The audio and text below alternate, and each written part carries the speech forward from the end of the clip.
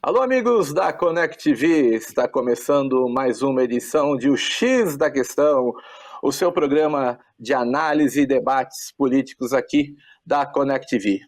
Nós queremos saudar a todos que nos acompanham aqui no Brasil, em especial pela NET, Canal 9, e também futuramente, já daqui 2 semanas, em todo Portugal, pelo canal 164 da Mel. Exatamente, a Connect TV está crescendo e através da Connect TV Algarve estaremos chegando para todos os amigos de Portugal. Nos Estados Unidos também disponível pela Roku e também para o mundo inteiro através de connecttv.tv e também em nossos canais do YouTube, Facebook e Instagram. Quero saudar aqui os nossos colegas, começando pelo meu amigo, o professor Nivaldo Pilão, que fala de São Paulo. Tudo bem, professor? Tudo bem, Jefferson, como está você? Ô, Silvio, você percebeu como é que foi a entrada do nosso diretor hoje? Dando todos os canais de acesso, não sei o quê. O Eudes já chega já bagaçando, vou te contar a coisa aqui, melhorou muito, viu? O português que se cuide, hein? O português que se cuide. Abraço, Jefferson, abraço, Silvio, e abraço a toda a nossa audiência aí. Vamos aos assuntos de hoje, não é isso, Jefferson? Exatamente, mas antes vamos saudar o nosso amigo Silvio Brown, né? Diretamente de Milford, Massachusetts, Estados Unidos. Tudo bem, Silvio? Tudo bem, graças a Deus, muito bom. Na minha Milford. Hoje a temperatura está igual em todos os cantos aí do Brasil, né? Fiquei sabendo, aí tá 18 graus aí na Vila São Francisco. Onde o professor está em Miami, Miami, ó, em Moema. É quase a mesma coisa. É quase a mesma coisa. Então tá bom demais, vamos ao resumo da semana, essa semana explosiva literalmente aí, sobre os assuntos políticos ou geopolíticos ao qual o Brasil está no centro do furacão. Vamos lá. É verdade. Eu falo aqui dos nossos estúdios em Alphaville, Barueri, São Paulo. E como o Silvio disse, não há outro assunto a ser discutido na edição de hoje, senão essa bomba da carta do presidente norte-americano Donald Trump, fazendo as suas observações a respeito da sua visão sobre a política no Brasil e, o principal, tacando 50% de tarifa sobre nós. Vou começar com o Silvio, vou pedir para o Silvio fazer um pequeno resumo dos acontecimentos desta semana. Mas quem poderia adivinhar, né? Quem poderia imaginar que isso acontecesse, né? Afinal de contas, os sinais já estavam sendo dados há muito tempo, né, para o nosso governo brasileiro, né? Se é que a gente pode colocar desse jeito, ou eu sempre coloco que é um desgoverno, né? A intenção nunca foi fazer um desenvolvimento de programa de governo. O Brasil aí atolado em várias situações aí de lesa pátria, vamos colocar assim, porque afinal de contas a corrupção está comendo solta, com 39 ministérios e tudo mais. Mas lá no comecinho do ano, né, logo após a eleição do Donald Trump, ele tinha apontado, né, que a coisa iria ser bastante difícil para esses países, essas nações ligadas ao BRICS. Né? Ele já tinha dado esses sinais, ele já tinha aventado já essa possibilidade de taxação a esses países que queriam retirar o dólar como moeda central das negociações mundiais. Afinal de contas, o dólar é o que dá a sustentação americana, e, inclusive a toda a economia americana e a economia mundial.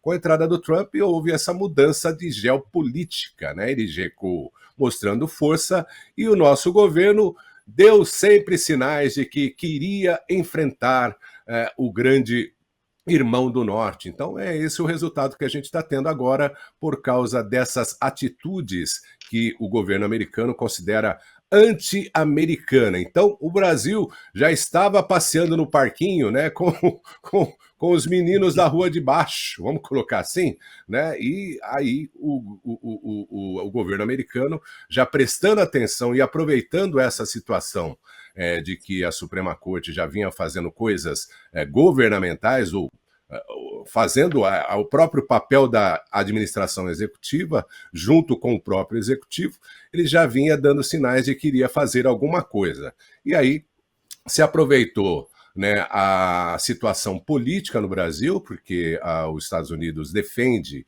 como líder do mundo livre e das negociações livres, né, que os países que sejam parceiros, e afinal de contas o Brasil é um parceiro de 200 anos dos Estados Unidos, né, continuasse a sua toada com essa amizade para poder confrontar o outro mundo. Só que o Brasil preferiu optar para, como eu disse anteriormente, caminhar com os meninos da rua de baixo. E aí, meu amigo, a coisa não é simplesmente o fato de ter o Jair Bolsonaro como um conservador que está sendo impedido de concorrer às eleições, não é o fato de que também as big techs tenham aí tido alguns problemas e tudo mais. O grande problema que eu enxergo aqui no resumo político da coisa é que o Brasil se aliou a outras ditaduras, a outras entidades governamentais que são praticantes do anti-americanismo. E é esse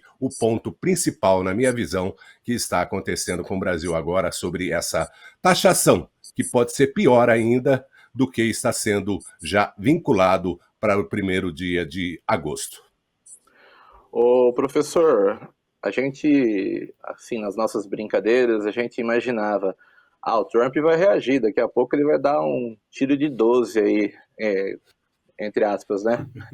Aí você lembra aqueles filmes, Rambo 2, que o Stallone vinha com uma bazuca, assim, O Trump deu um tiro de bazuca.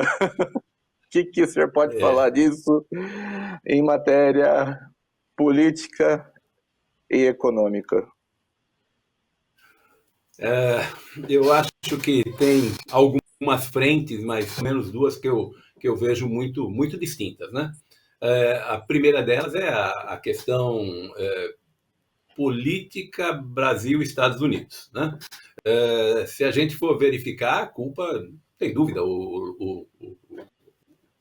o Silvio acabou de falar e é perfeito, a culpa é totalmente do Lula, né? Como o Lula tem se comportado, né? Só lembrando que o Brasil obteve naquela primeira lista de taxações, que ele saiu distribuindo carta para todo mundo, inclusive para o Brasil, e na lista de taxações o Brasil teve apenas 10% de taxação, a menor do mundo. E ao invés de aproveitar essa taxação de 10% e navegar, porque daria para o Brasil navegar e realmente fazer um ano maravilhoso. Inclusive, se vocês recordarem, no programa em que saiu a taxação, eu falei, pronto, o Trump ajudou o Lula a se reeleger, porque agora o Brasil vai nadar de braçada, né? E ao invés disso, o Lula resolveu peitar, provocar o Trump. É uma imbecilidade? Mas é o que aconteceu, né? Só para pontuar um pouco para a nossa audiência, o Jefferson, todos nós já sabemos, mas não custa a gente pontuar mais uma vez, né? A gente tem que lembrar que, como o Silvio disse, logo em janeiro desse ano, o Trump virou e falou assim, quem ficar alinhado à China e ao BRICS para tentar mudar a moeda, eu vou descer o pau, vai ter taxação grande. E o nosso amigo Lula resolveu que era isso que ele iria fazer, né? Mas não foi só isso. Se a gente pegar, por exemplo, nós tivemos o navio do Irã atracado aqui no Rio de Janeiro que ninguém sabe o que veio buscar. Veio buscar coisa que ninguém sabe o que veio buscar. Nós temos, por exemplo, o Brasil 100% alinhado à China e à Rússia. Algum problema do multilateralismo? Nenhum, ao contrário, perfeito. Mas não precisa de ser multilateralismo somente para o Oriente, né? Mesmo porque nós somos países do Ocidente e nós temos uma cultura um pouco diferente. Você pega a guerra, por exemplo, Israel e Hamas, ele fica do lado de Hamas, e Hamas dá parabéns a ele porque ele foi eleito. Se você quiser continuar olhando as coisas pelo mundo afora e o que é que foi feito, ele pega e fica contra a Ucrânia a favor da Rússia. desenhando o mapa da Rússia já com um pedaço da Ucrânia ocupado como centro da Rússia, sendo que a guerra está em pleno andamento, dizendo, isso aqui já é russo, né? E desenha o mapa e pinta o mapa, dizendo, isso aqui é o que nós já ganhamos, né? É isso que ele falou, isso aqui nós já ganhamos, já é nosso, né? Se você pegar Ucrânia e Rússia, se você pegar, por exemplo, o Lula toma partido da guerra Israel e Gaza, que é uma coisa que normalmente o Brasil não faz. A política externa brasileira não é de tomar partido, mas é de tentar encontrar uma conciliação, encontrar um caminho. Ele vira e fica a favor do Hamas nessa faixa de Gaza, né? E contra Israel, e isso pegou muito, muito mal, com muita repercussão pelo mundo afora, já que quem invadiu foi o Hamas e não Israel, né? E se a gente for pegar a cereja do bolo nessa brincadeira, é a questão do BRICS. A questão do BRICS, que ele fez a reunião brasileira do BRICS, né? Porque nós somos os anfitriões do BRICS durante 6 meses, ele é presidente do BRICS durante 6 meses. Nesse final de semana passada, ele fez a reunião do BRICS, dizendo o seguinte, temos que encontrar uma outra moeda, chega de Estados Unidos, o dólar não pode ser a moeda da vez, tem que ter outra moeda. Ele só se esquece de falar que não depende dele e nem do BRICS isso. Porque eu quero ver se os próprios países do BRICS, aceitam receber, por exemplo, moeda chinesa. O que é que ele faz com a moeda chinesa? Ou com a moeda russa? Ou será que é melhor receber a moeda iraniana ao invés de receber o dólar? E como é que você faz a conversão? Quem é que dá essa conversão, né? Ele fala, não teve nenhum acordo comercial para colocar o dólar como moeda oficial. Isso mostra o tão anão que ele é em termos geopolíticos, porque ninguém disse que o dólar seria a moeda oficial. O dólar assumiu a moeda oficial pela sua grandeza, pela sua pujança, pela sua capacidade de ser reserva de valor. Então, se a gente for verificar, não tem dúvida que nessa briga a culpa é do Lula. E tem o outro lado, que a gente pode falar na sequência, certeza que falaremos, que é a questão política, propriamente dita. E aí, nessa da questão política, só a título de antecipação, eu sei que a minha posição é um pouco diferente da do Silvio e de muitas pessoas, aí eu acho que ele está errado. Eu não acho que ele podia ter entrado com favorecimento ou pedido de favorecimento de Bolsonaro, etc. Acho que isso não tem nada. E ele queimou o que ele estava fazendo de bom nessa questão quando ele vem e apoia Bolsonaro e diz que tem que parar de fazer perseguição ao Bolsonaro. Ele podia fazer isso hoje. Podia ter feito isso a semana passada, mas não no mesmo comunicado. Ele misturou coisas que não se misturam. Então, aí você dá bala para o inimigo, você dá capacidade do inimigo se reorganizar e partir para cima no contra-ataque. Mas eu tenho certeza que vamos falar um pouco disso também na sequência, então eu passo de volta para você, Jefferson. Bom, o senhor falou assim da carta do Trump, do ponto que ele citou o Jair Bolsonaro. Então eu vou ler o primeiro parágrafo, até se algum telespectador ainda duvido, mas vai que alguém não ouviu sobre a carta do Trump. O primeiro no exterior parágrafo... provavelmente não, né? No exterior talvez. Provavelmente não, e a gente tem muita audiência fora, né? O primeiro parágrafo da carta, inclusive, cita Jair Bolsonaro. Prezado senhor presidente, conheci e tratei com o ex-presidente Jair Bolsonaro e o respeitei muito, assim como a maioria dos outros líderes de países.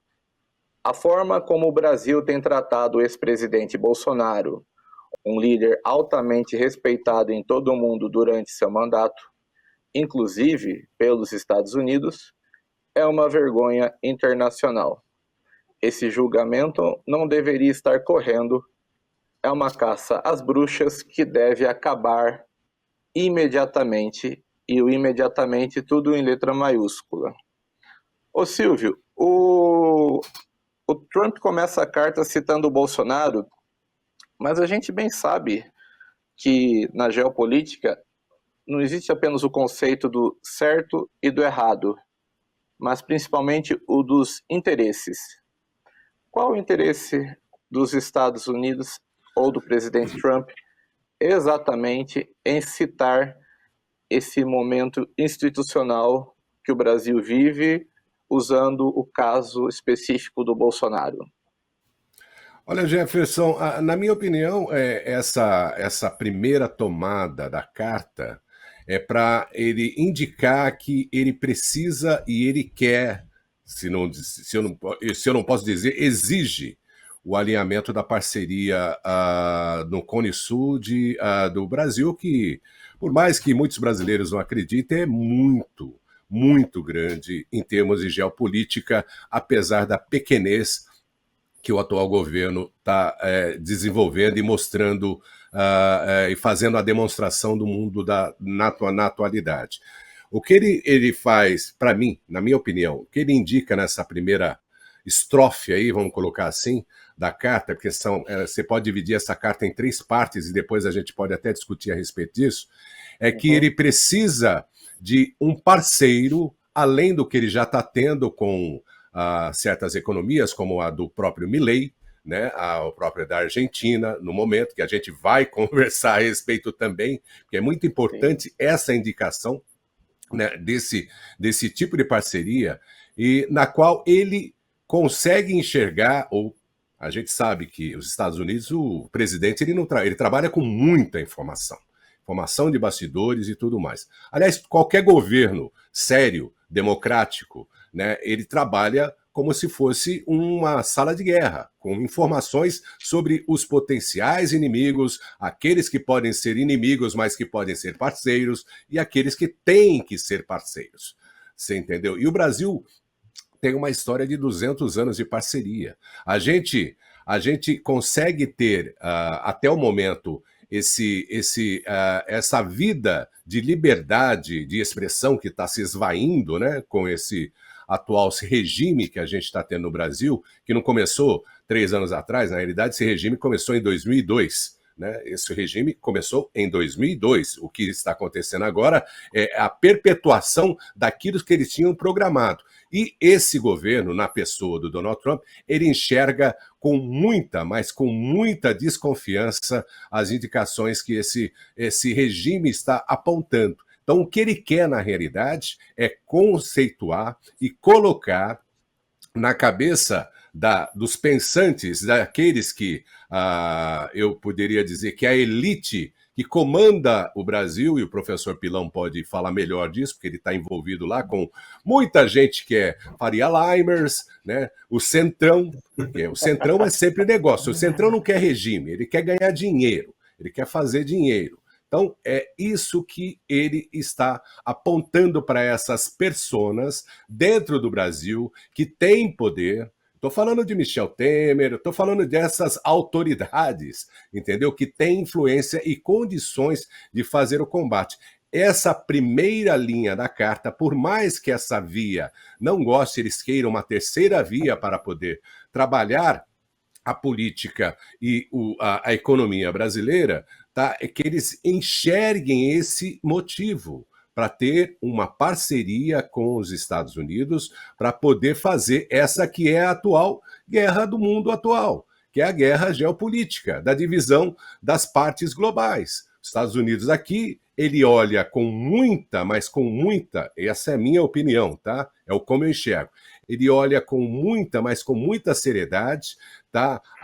Para o que ele chama de o nosso backyard, ou seja, a nossa vizinhança, o nosso quintal, né, em termos de potência para poder confrontar, né, o que ele está fazendo com a guerra, que é literalmente contra a China, né, contra o mundo oriental, por mais que a China seja o primeiro parceiro comercial dos Estados Unidos. Então, não tem nada a ver aí a questão da pessoa só do Bolsonaro.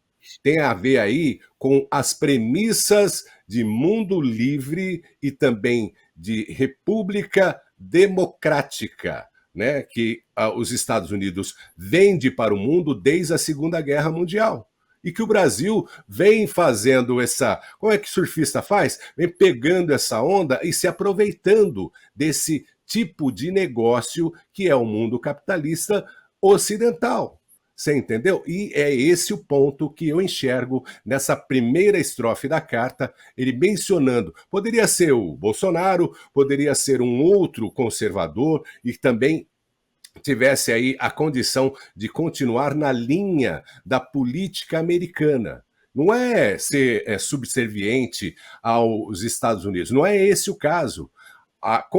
O Brasil não tem uma marinha, você entendeu, para poder garantir o mercado livre, você entendeu, nos mares. A gente falou aí nessa crise com o Irã que o Irã ameaçou fechar o Estreito de Hormuz, não é isso? Quem é que teria a condição de poder não deixar isso acontecer? Os Estados Unidos. Então, ele é o líder do mundo livre. Então, é essa onda que a gente vem pegando a nossa pranchinha e aproveitando desse mundo livre para poder desenvolver. Estamos falando aí de liberdade, e essa é a premissa mundial, a maior dele, é a liberdade. Liberdade em todos os sentidos, para você negociar, para você desenvolver, para você fazer troca, para você vender, para você comprar, e é isso que ele vem enxergando nessa primeira estrofe para poder dar esse apoio ao ao Bolsonaro, né? Para o Jair Bolsonaro, para poder dizer para as autoridades, as elites brasileiras, que é o seguinte: olha, vocês querem continuar nesse caminho que o governo de vocês estão colocando, ou vocês querem se juntar a mim e aos Estados Unidos para a gente continuar com essa bonança de desenvolvimento e aí toda a possibilidade de crescimento pessoal, monetário, de negócios com os Estados Unidos. Então é uma opção que ele colocou para as nossas elites, para as nossas autoridades, porque na pessoa dessa pessoa que está no desgoverno do Brasil, não há a menor confiabilidade. Eu me recuso a falar o nome dessa coisa. Me recuso mesmo. Você entendeu? Então essa é a mensagem na primeira estrofe, que é para as pessoas que têm condições de mudar o caminho que o Brasil está tomando. Muito bem, Silvio. O professor, a gente tem um grupo também de WhatsApp que a gente manda brincadeira, a gente fala que o Palmeiras não tem mundial, a gente fala sobre bobagens. O que é mentira. É verdade. Mas, eu tô até de verde hoje, Silvio, para homenagear o Palmeiras. Mas eu quero dizer que o professor, também a gente comentava ontem, que tem o outro lado da moeda, que os adversários políticos da direita no Brasil vão buscar usar justamente esse parágrafo para criar uma narrativa, um discurso que, dependendo da resposta que os agentes políticos brasileiros derem, pode ser a favor do Lula, no sentido que o Império Americano está tentando intervir no Brasil, está tentando prejudicar o Brasil, e é aquela história, né? Eu até brinquei, né? É que nem um jogo de basquete, né? Você pega as feras da NBA, com aquele timinho do Brasil que nem para a Olimpíada se classifica, né? Geralmente o povo torce para o mais fraco. E aí, professor, qual narrativa que vai colar com o povo? Eu, como você disse, nos bastidores já coloquei minha opinião e é um prazer poder colocar também para a nossa audiência. Eu acho que esse trecho vamos por partes. Primeiro, está tudo certo que Trump fez, tá?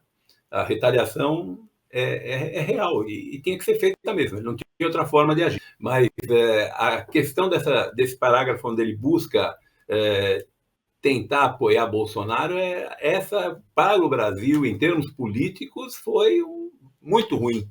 Não foi ruim, foi muito ruim, foi péssima. Porque agora virou Trump versus Lula.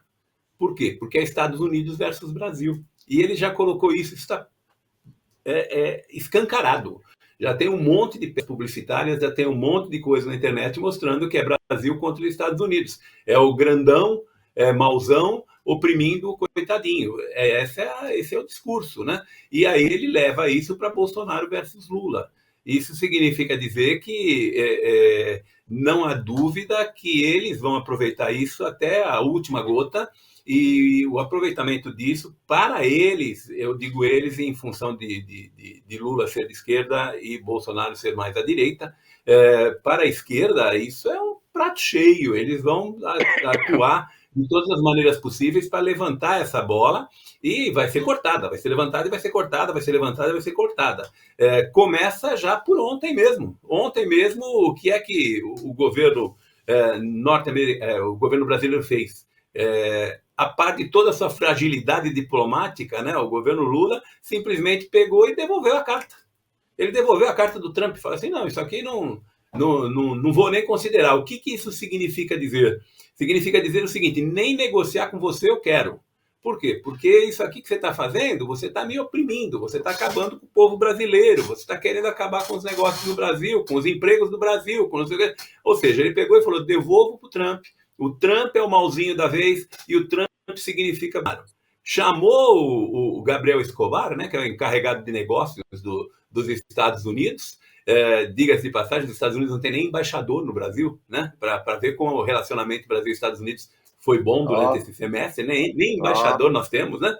Exatamente. Então chamou o encarregado de negócio, que é o Gabriel Escobar, e falou para ele, escuta, pode levar essa carta de volta para o Trump, que nós não queremos saber. E respondeu dizendo o seguinte, quer brigar? Nós vamos brigar. Vai ter reciprocidade. Como se ele tivesse cacife para fazer isso. Ele tem cacife para fazer isso? Não, mas ele não precisa ter cacife para fazer isso. Por quê? Porque essa taxa de 50% não vai ficar, não interessa nem ao Brasil e nem aos Estados Unidos.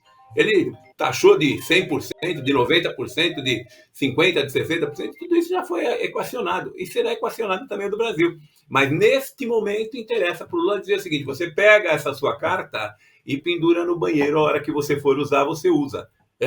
Na hora que você for usar o banheiro, você usa a carta para fazer a sua higiene pessoal. Foi isso que ele disse para os Estados Unidos. E o povo vai bater palmas. Por quê? Porque está dizendo assim, vem aqui os Estados Unidos querer crescer na nossa frente? Não vai crescer na nossa frente. Que isso não tem lógica racional? Não tem. Mas que isso tem uma lógica política local? É 100%. E isso vai dar muitos, mas muitos frutos para a esquerda brasileira. Chego a dizer que o que faltava, o pingo que faltava, a cereja que faltava para a reeleição do Lula está dada. Só se ele não souber usar. Caso contrário, está dada.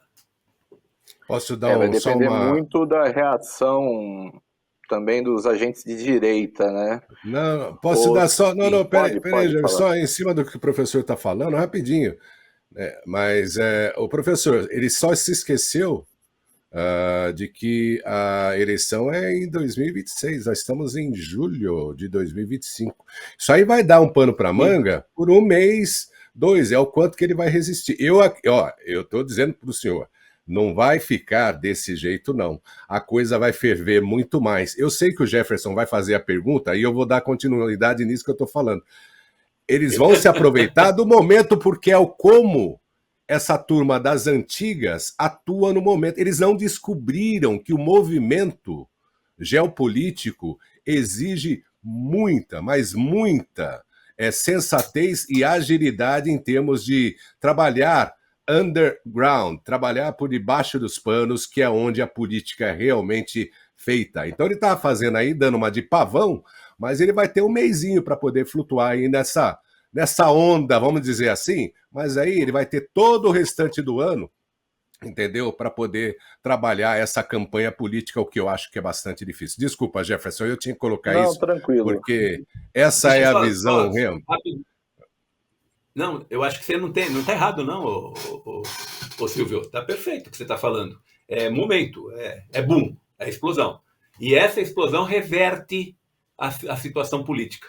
E revertendo a situação política, você tem um ano para trabalhar em cima de uma situação que passa a ser favorável a você e não contra você. Então, o que eu estou dizendo é que este momento... Não estou dizendo que ele está... que o que o Lula está fazendo está certo. Ao contrário, eu acho uma imbecilidade. Eu acho uma imbecilidade fazer isso. Você não chega para um sujeito que é muito mais forte que você e dá um tapa no rosto dele, né? Para dizer na cara.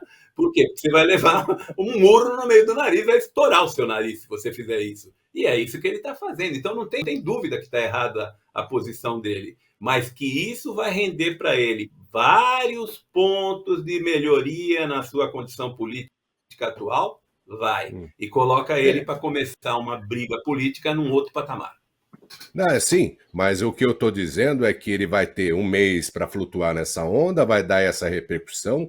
As pesquisas que já são bastante tendenciosas vão dar aquele upgradezinho, o que não é muito, porque ele, tirando a realidade do Brasil, ele está muito abaixo daquilo que ele pretendia estar ou ser, em termos de preferência, que o grande lance é o esvaziamento da panela do brasileiro normal. Eu tô falando, não estou falando do pobrezinho, não, porque a do pobrezinho já está. Você entendeu? É o efeito que isso aí, se ele realmente não negociar e continuar batendo esse narizão alto aí, né, essa empáfia toda, sabe, não reconhecendo que a merda quem está fazendo é ele, tá? Ele vai ter aí pelo menos 6 meses aonde o agronegócio, né, que sempre ficou em cima do muro com essa governança, vai ter que decidir o que eles vão ter que fazer, porque a produção vai ter que diminuir, né? A gente vai ter aí uma condição de muita coisa que vai ser produzida que não vai poder ser exportada por causa das tarifas. E não se esqueça, aquele relacionamento de qualquer um com alguma coisa do BRICS relacionada ao BRICS também vai ter a taxação. Então a gente tem esses outros impedimentos, que é o que vai pesar na real balança das pesquisas para ele tentar uma reeleição, o que eu acredito e torço para Deus que não aconteça. Você entendeu? Que joga essa desgraça lá no fundo do poço dos infernos, que é onde essa desgraça merece estar. Ô Jefferson, deixa eu só me apropriar um pouquinho da fala do Silvio Braunar. Eu estou de mãos dadas com você, meu amigo. Vocês sabem, aqui já falei 200 vezes que eu não sou bolsonarista, mas sou absolutamente contra o Lula. Eu sou a direita, com certeza, sou conservador, com certeza, e liberal. Agora, contra o Lula, 100%. Isso não tem dúvida e eu concordo com você, que ele vá para o lugar que você definiu. E também outra coisa, que as decisões dele são absolutamente equivocadas, não tem o que falar, né? Vamos pensar que isso permaneça. O que vai acontecer? Primeiro, aumenta a inflação. Por quê? Porque você vai ter mais custo, não tem dúvida. Segundo, você vai ter fuga de capital. Esse é o grande problema que ninguém está falando. Porque o maior investidor do Brasil é os Estados Unidos. E o norte-americano não vai investir num país que não vai poder vender para os Estados Unidos. Isso é evidente. Então, se você tiver 50% de taxação, aquilo que ele tinha como sendo um projeto que era validado, que era considerado importante e que iria render frutos, deixa de ser, porque você não tem a receita norte-americana. Você pega, por exemplo, além da fuga de capital, você perde competitividade. Por quê? Porque a competitividade está nos grandes países. O que é competitividade? Equipamento mais moderno, tecnologia mais atual, e isso vem de fora. Nós não temos isso, a gente não desenvolve isso. Isso vai dar retração econômica, como o Lula falou, como o Braunar falou, né? O agronegócio, por exemplo, vai ter que reduzir, não tem jeito. Para quem vai vender tanta laranja? Não tem o que fazer, né? Se você pensar em termos de exportação, também terá queda de exportação, porque o Brasil, os Estados Unidos representam para o Brasil qualquer coisa como 15%. Aí você fala, não, mas é ruim para os Estados Unidos também. Também é, claro, o café da manhã do Silvio vai ficar um pouco mais caro. Vai ficar mais caro, porque o café do Silvio da manhã vai ficar, porque os dois principais produtos que interferem nessa brincadeira é café e suco de laranja. E, consequentemente, café da manhã. Mas nada de assustar, porque isso representa 1% das importações norte-americanas. E a nossa exportação representa 15%. Então, dizer que aí tem problema, não tem dúvida, né? Agora, se você pensar no Brasil como um todo, também não é lá grande coisa, hein? Porque estão falando aí numa queda de alguma coisa entre 0,3 e 0,5 do PIB. Isso é muito. Isso significa aí alguma coisa como 30% de queda do PIB. É muita coisa, não é pouca coisa não. Mas a gente tem que lembrar que setorialmente isso é problema. Setorialmente isso é problema. A gente já falou da laranja, já falou do café. Quer ver alguém que vai ser extremamente impactado? A Embraer. A Embraer é pior. A Embraer é pior. A pior de todas. Ela teria conseguido vender o que ela quisesse de avião para os Estados Unidos, porque ela iria derrubar Bombardier, todas as outras estavam para fora com 10%. Agora ela com 50%, ela que fica de fora. Então, a gente tem, setorialmente, é muito importante. Mas, como um todo, não é grande coisa, porque, embora seja 15% das exportações, isso pode ser redirecionado, não é redirecionado rapidamente, mas pode ser redirecionado, mesmo que não integralmente em partes, e isso vai impactar muito pouco, não sei se chega a 0,3% ou 0,4% do PIB, que é muito, mas que não é tão importante assim para quem está querendo brigar, né? Então é isso, que o Silvio Braunat tem razão, e que a longo prazo isso pode interferir. A inflação, por exemplo, é um dos caminhos, né? Aumenta dólar, aumenta a inflação, e assim vai, né? Isso não tem dúvida. Mas a curto prazo é um problema realmente. Não, mas Deixa eu o problema maior, falar. professor, o problema maior aí é que você não pode se transformar em inimigo dos Estados Unidos em termos de negócio, se você quer Não, lógico que continuar no não, negócio. Você entendeu? com Esse é o certeza. grande ponto que a nossa elite não está enxergando nesse primeiro momento. Fica aí só na discussão da agenda. Agenda. Meu, ninguém vive de agenda, não. E outra, essa desgovernança brasileira, ela não pensa no país. Esse negócio de Ô, patriotismo, soberania, esse papinho aí, é o papinho para boi dormir, como diria ô minha avó Silvio, Quitéria. Pois não. deixa eu falar uma coisa que me chamou a atenção na cobertura desse fato todo. Bom, a Globo News é acusada Cafezinho quase de com ser. 50%. 50%. Opa, o professor paga para nós, que ele é rico. É, é. A Globo News, que é acusada de ser quase assessoria de imprensa do governo, Quase? tem feito quase. Tô falando quase por questão de ética, né? Não, mas tudo bem. Ela trouxe um fato de bastidor muito importante. O governo estava totalmente despreparado para essa notícia, o que é uma coisa muito preocupante. Porque o governo, como você disse, né, Silvio, tem sala de monitoramento, É. né, analisa as questões geopolíticas. E por incrível que pareça, quando a carta chegou ao conhecimento do Lula, o Lula leu a carta, a primeira reação do Lula foi: isso não é uma fake news? Você tem certeza que ele escreveu isso?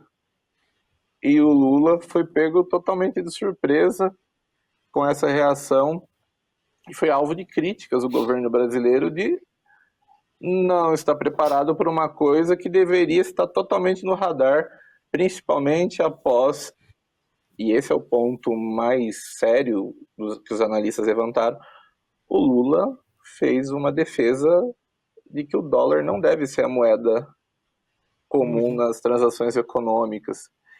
Ele acreditou que ele ia falar e que não ia ter reação por parte do Donald Trump. Eu acho que ele esperava que continuasse a ser aquela política do Biden, né?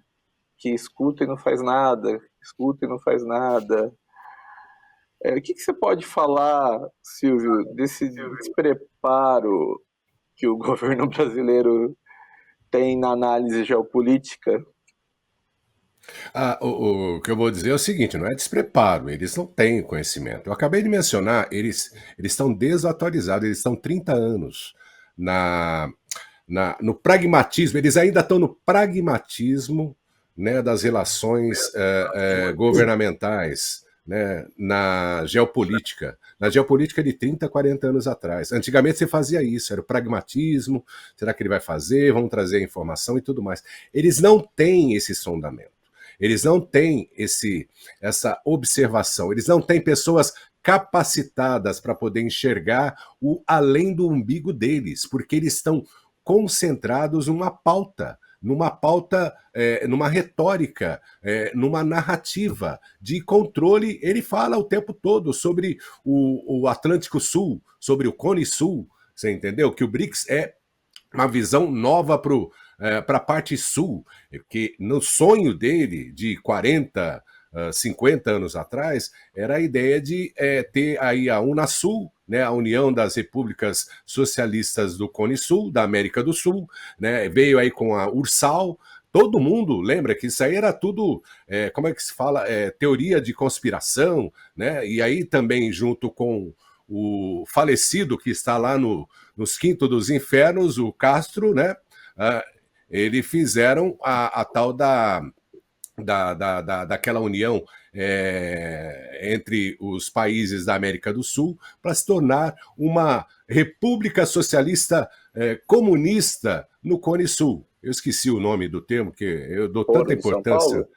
Foro de São Paulo. É ali o grande lance. Isso aí não é uma coisinha pensada. Eles nunca pensaram além desse mundo, que poderia ser até que é o mundo de Nárnia, né? Que na realidade esse é o sonho dele. Nunca foi patriotismo. Aliás, o comunismo nunca foi contra o capitalismo. Aliás, não são antagonistas. Né? Inclusive o capitalismo e o comunismo não são. O comunismo utiliza do capitalismo, foi o que a China fez, na realidade, a partir de 1990, com a liberação, né, das tecnologias do mundo ocidental para que ela se desenvolvesse. Você entendeu? Então a gente está tendo aí a oportunidade de poder, de observar o quão despreparados essa desgovernança que só pensa naquilo, ou seja, de fazer o mundo comunista, onde só vai ter o Estado e o povo para poder explorar, né, ser os escravos, né, dessa elite, que é o que está acontecendo no Brasil, com esse governo totalitário entre STF junto com essa desgraça que está aí no comando da desgovernança do Brasil. Então é esse o lance. Eles não têm esse preparo, eles estão atrasados 30, 40 anos atrás em termos de jogo político. O Trump, ele entrou, ele mudou toda essa constância. O professor pode dizer melhor do que eu, porque ele tem as palavras mais bonitas para colocar. Você entendeu? Exato. Porque os caras não perceberam a agilidade. É o que o professor mencionou em termos de como é que fala? De um lutador, né? O Mike Tyson contra... Na minha época era o Mike Tyson, eu não sei quem é o grande ágil, né? O grande boxeador ágil do momento, você entendeu? Então era o lance do Mike Tyson contra eu, você entendeu? Era rapidinho, você ia assistir a grande luta do Mike Tyson, isso para os antigos, tá, gente? Aí que hora vai ser? No Brasil era 2h da manhã, né? 2h da manhã e tudo mais, aí a gente se preparava, ficava acordado, tinha que levantar 6h da manhã, eu era office boy na época, então eu tinha que acordar cedo, porque eu pegava um ônibus de 2 horas para ir trabalhar e tal, e aquela coisa aí, chegava 2h, começa a luta! 15 segundos, acabou a luta! Você entendeu? É isso! A nossa desgovernança está nessa linha em termos de relações diplomáticas. Eles ainda estão no mundo analógico. E o Trump, ele já é a terceira tecnologia. Você entendeu? Em termos digitais. O cara é rápido. Ele já mudou todo esse tabuleiro e os caras não perceberam, eles estão ainda com a Ursal, eles estão ainda sobre, vamos ser igual à China. A China também já não é mais a China de 40 anos atrás, você entendeu? E ela não vai dar suporte para essa desgracinha do Brasil, porque ela é a China, ela já está muito além. Se a gente pensar mais pequenamente a respeito das personalidades, o governo chinês usa essa coisa do Brasil como uma pecinha de peão, fala, vai lá, dá o tapa lá, vai lá no grandão, dá um chute na canela dele, É isso que está acontecendo. Eles não têm respaldo nenhum, nem da China e nem da Rússia. Tanto é que eles não foram para a reunião do BRICS. Por que eles não foram para a reunião do BRICS? Exatamente. Isso e um comentário até que eu pedi para você complementar, Silvio. O BRICS nada mais é do que um instrumento da China para fazer o crescimento do seu poder econômico e para o Putin fazer o seu jogo político conforme as suas necessidades. Você acha mesmo que o Xi Jinping e que o Putin vão se meter nessa história? Jogaram aí a desculpa nas costas da Janja. Ela é realmente uma deslumbrada, ela fala um monte de bobagem, fala um monte de besteira.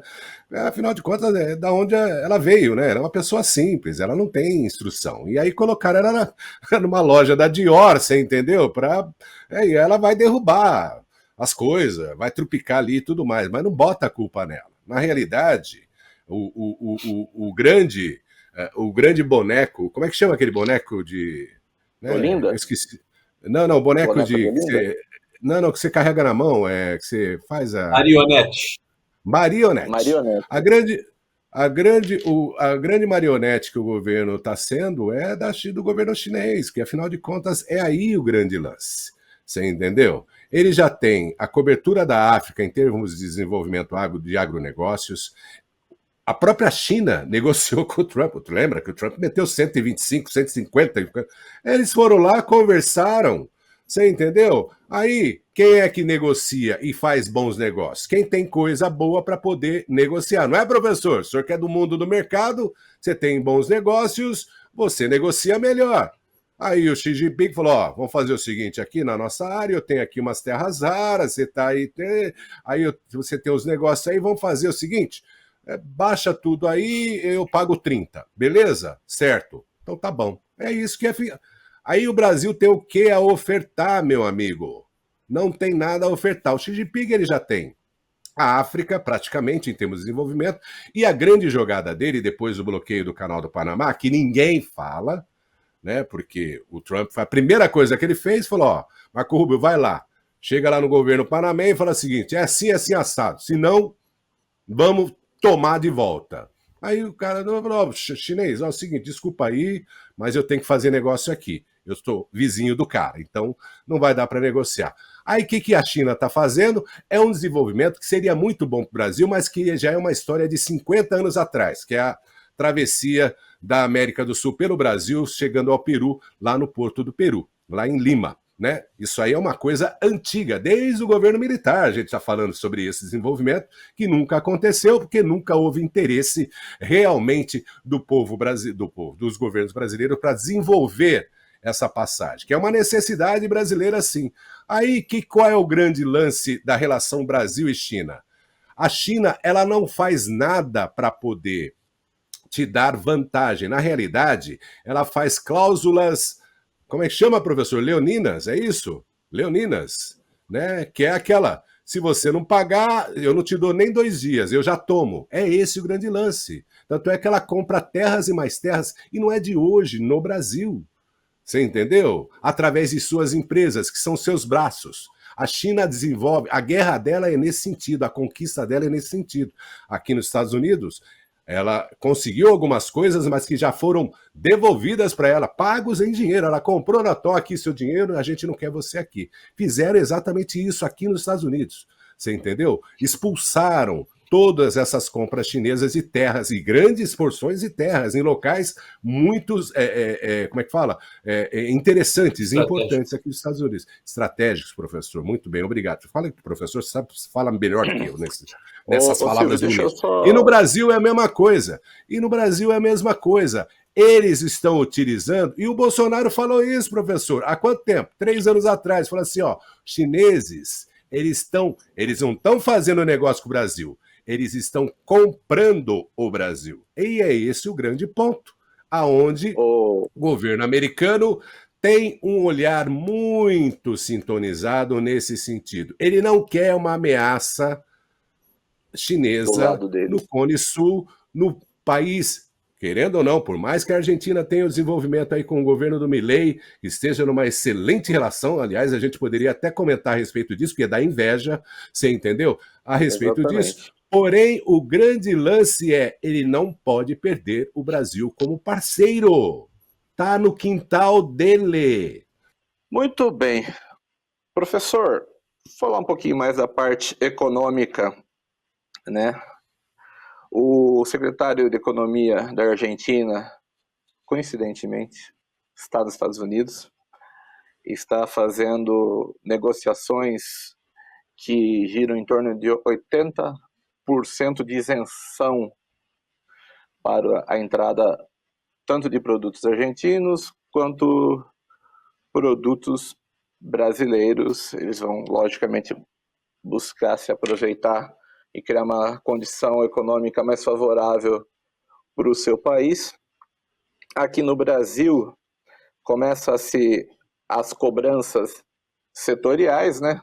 O setor de laranja e de indústria estão indo atrás do governador Tarcísio de Freitas, para que ele possa buscar uma negociação a partir do estado de São Paulo, não é?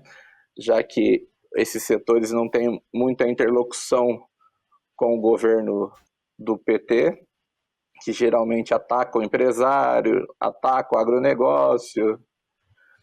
Como é que o senhor vê a perspectiva a curto prazo dessa situação? Veja, deixa eu só pegar um pouquinho só da fala do Silvio, né? Que o Lula disse que, na verdade, o que ele faz é engrandecer o Cone Sul, né? Eu não sei que Cone Sul é esse, porque se você pegar os países que pertencem ao BRICS, você tem Brasil, Argentina, claro, né? Depois você tem Rússia, nunca vi a Rússia no sul, né? A Índia no sul, a China, quem sabe a África também esteja, ou o Irã, quem sabe a Arábia Saudita, o Egito, a Etiópia, os Emirados Árabes, Bangladesh, talvez esses países estejam aqui no Cone Sul, né? E a gente não tenha percebido. Então, na verdade, é retórica, só retórica, o Jefferson e Silvio. Com relação à questão econômica, a Argentina já negociou, já está aprovado 0% para mais de 100 produtos exportados para os Estados Unidos. Isso representa, como você disse, qualquer coisa como 80% de exportações argentinas para os Estados Unidos com zero de taxa. E dos Estados Unidos para a Argentina, 0 de taxa. A única coisa que ficou de fora, que é importante também para a Argentina, é o aço e o alumínio. O aço e o alumínio continuam com 50%, como já tinham, né? Porque, na verdade, o Trump colocou 50% para todo mundo e também para eles. E, fora isso, todo o restante já está devidamente, vamos dizer assim, isentado das taxas. Não há dúvida de que, setorialmente, é um problema sério. Você pega o café, por exemplo, 2/3 do café brasileiro vai para os Estados Unidos. Não tem jeito. A laranja não fica atrás. Veja, economicamente, por setor, é uma catástrofe. E os setores procurarem o Tarcísio, eu acho que é o caminho natural, porque o Tarcísio tem penetração, porque é um cara sério, é um cara que sabe falar, que sabe negociar. Então é uma coisa absolutamente natural que os setores o procurem. A questão é se o Lula permitirá que isso aconteça, né? Mas não depende dele. Em termos, não depende, mas de qualquer forma, estão falando, inclusive, em um grupo de governadores, né? E estaria aí junto o Zema, estaria aí junto o próprio Caiado, para ir aos Estados Unidos, junto com um grupo de deputados, para tentar negociar isso. De qualquer maneira, alguém tem que fazê-lo. E eu acho que os nomes que estão à mesa são excelentes para fazer isso. E o nome Lula não é um bom nome para fazer isso, porque o Lula vai peitar, porque a condição dele é exatamente essa. Ele não tem outra forma de agir a não ser agir dessa maneira, peitando e tentando com isso elevar a sua capacidade política dentro do Brasil, porque ele está muito fragilizado aqui dentro. Essa é a questão, que as pessoas eventualmente de fora do Brasil não têm esse dado. O Lula, dentro do Brasil, ele tem um índice muito alto de rejeição.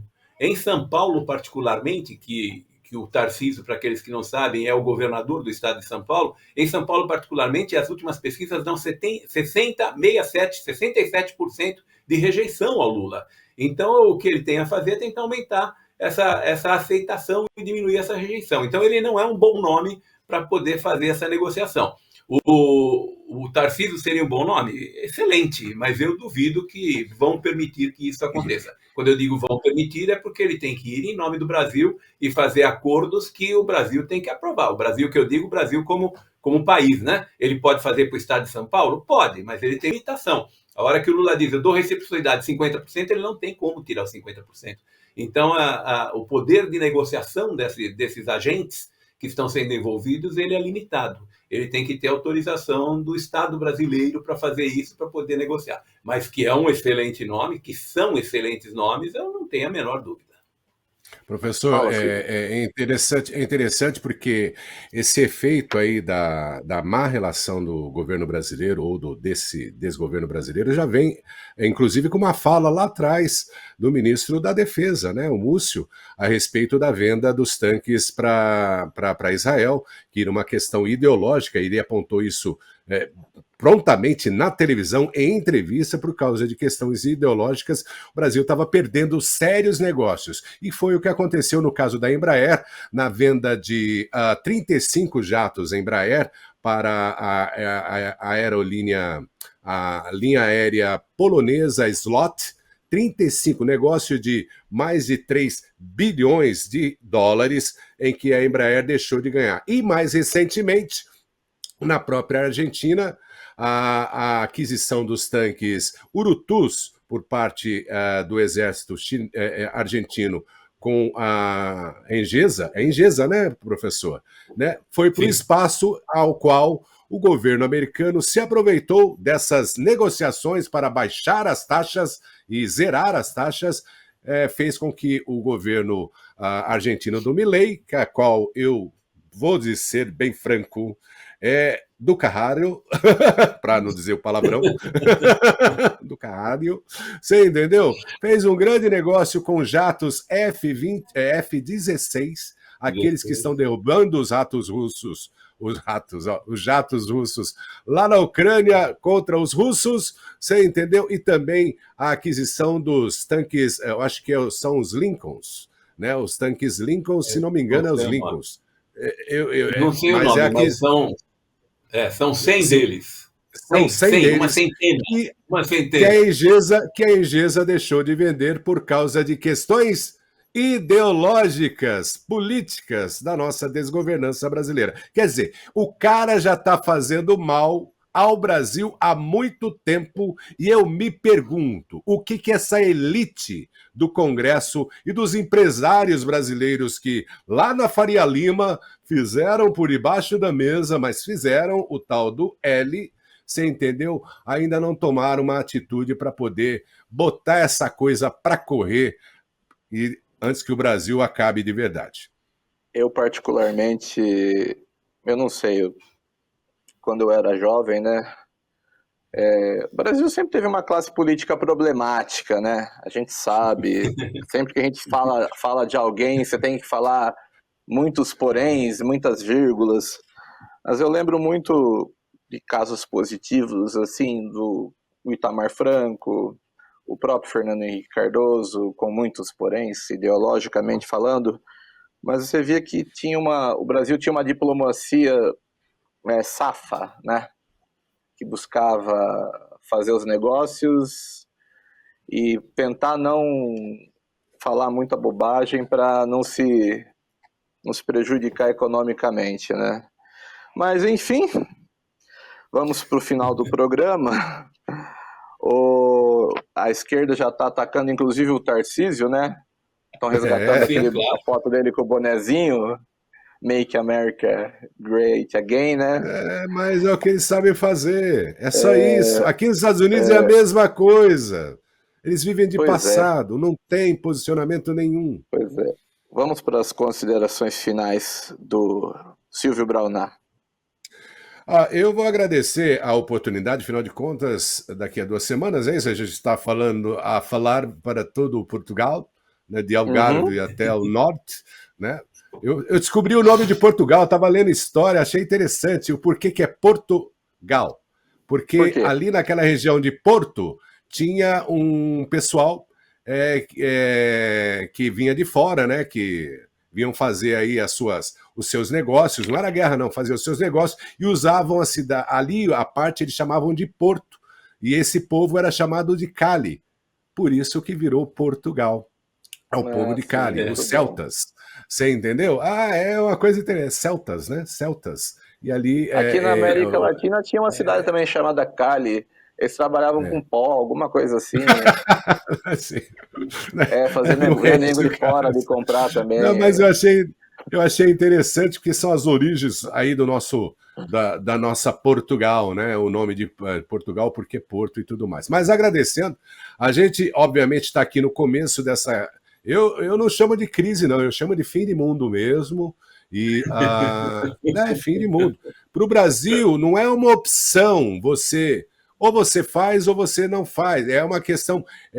Aqui nos Estados Unidos a gente chama de milestone, a expressão é milestone, ou seja, é um divisor de águas. Não cabe ao governo brasileiro decidir o caminho. Cabe às pessoas que realmente querem um Brasil, você entendeu? Decidir esse caminho. Então, é uma mudança de águas, é uma mudança, é um milestone, você entendeu? Uma virada de página completa. O que você quer?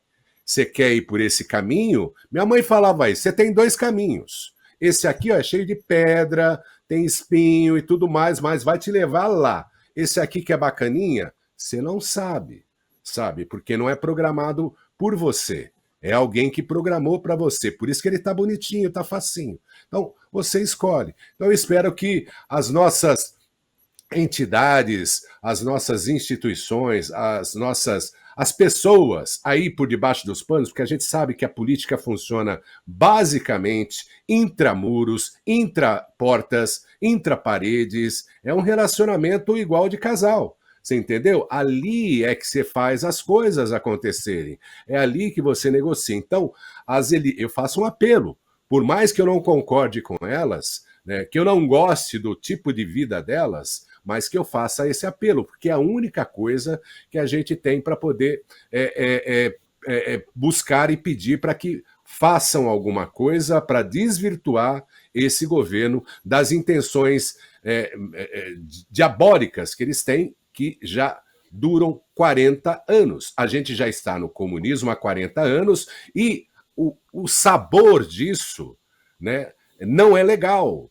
Tanto é que eu estou aqui nos Estados Unidos há 11 anos, você entendeu? E muita gente já não concorda mais com esse tipo de vida do Brasil, que é um país maravilhoso, que é ótimo, tem uma qualidade de vida maravilhosa, se você tiver uma condição honesta. A única coisa que as pessoas do mundo livre querem é liberdade para poder escolher entre ir trabalhar e não trabalhar, e não o que esse outro mundo quer, que é fazer você trabalhar para ele ganhar. Essa é a grande diferença. Você entendeu? Então, peço muito a Deus, porque sou muito cristão, não sou um frequentador de igreja, não, eu tenho fé. Você entendeu? Acredito e creio que só, nessa possibilidade divina que o Brasil tem aí a possibilidade de se manter como um país livre e digno. Então eu peço a essas pessoas e peço a Deus para que ilumine os corações e que ilumine as mentes dessas pessoas que tomam as decisões, e não é o povão, tá? Porque o povão, ele pode ir para a rua, mas se não tiver aquele que muda a chavinha lá em cima, nada vai acontecer. Você entendeu? Então é isso que eu peço encarecidamente, e para que todo mundo entenda que o momento é crítico. O governo americano enxerga esse momento como uma guerra mundial. E o brasileiro, ou as nossas autoridades brasileiras, ainda não entendeu. O Donald Trump, ele falou sobre esse negócio da retirada do dólar como moeda base para os negócios do mundo, é como se os Estados Unidos perdesse uma guerra mundial. E as autoridades brasileiras ainda não perceberam o grau dessa expressão. Ele falou ao vivo, não foi bilhetinho. Esse é o grande lance.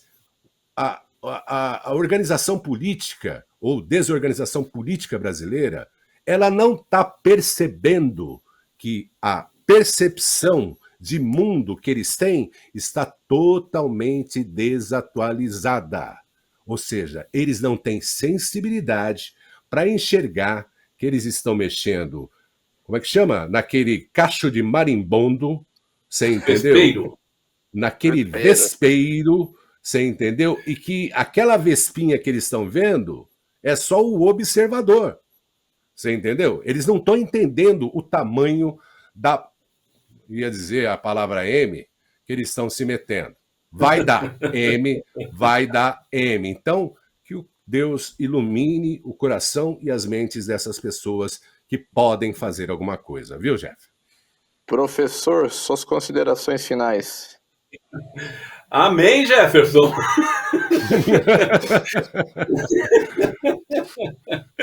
Pois é, Silvio, você tem razão. A gente tem que ter alguém com bom senso aí que entre no meio do caminho e que nos ajude. A coisa não está fácil, não.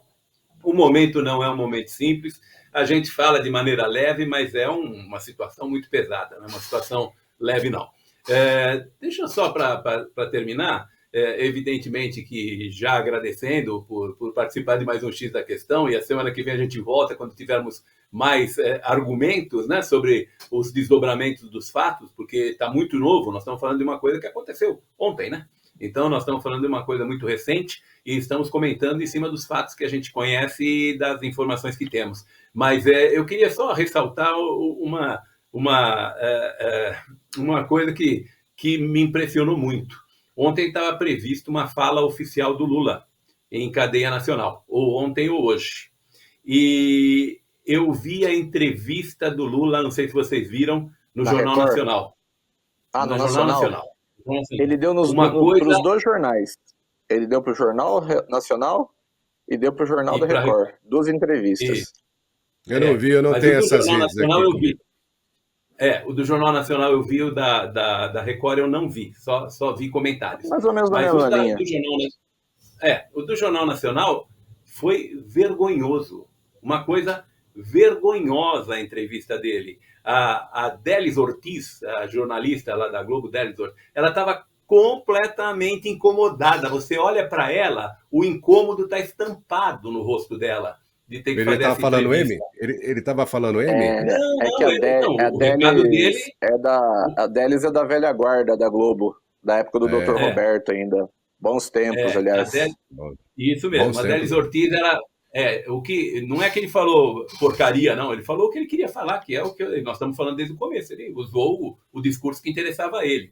Mas fica muito claro, quem porventura lembrar da entrevista, se viu lá, fica muito claro que, na verdade, é uma entrevista absolutamente encomendada, que deram a ela as perguntas que ela tinha que fazer, e ela tinha que ler as perguntas, e ele tinha um papel nas mãos, ele e o Lula tinham um papel nas mãos, com as respostas, evidentemente. Não acredito. E ela tinha que ler, ela tinha que ler... Não, ele não lia as respostas.